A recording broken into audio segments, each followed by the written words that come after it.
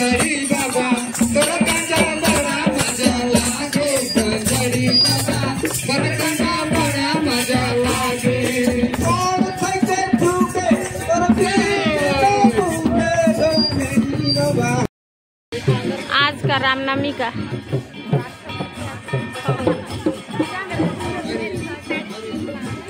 हरिओम हरिओम हरिओम हरिओम हरिओम भजो श्याम रामचंद्र की कौन सुत हनुमान की।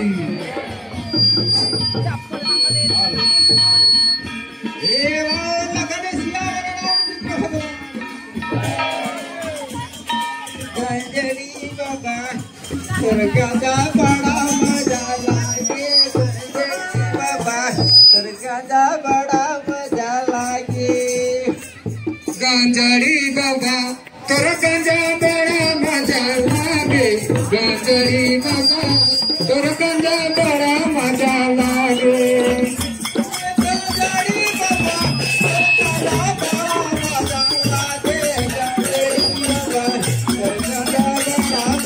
गांजरी बाबा तोर गांजा बड़ा मजा लागे गांजरी बाबा तोर गांजा बड़ा मजा लागे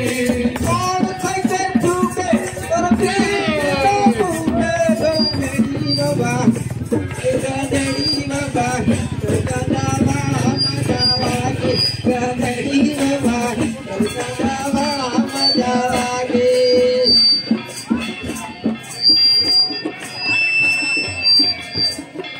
पान खाइके थूके और बीड़ी पीके फूके गांजरी बाबा तोर गांजा बड़ा मजा लागे गांजरी बाबा तोर गांजा बड़ा मजा लागे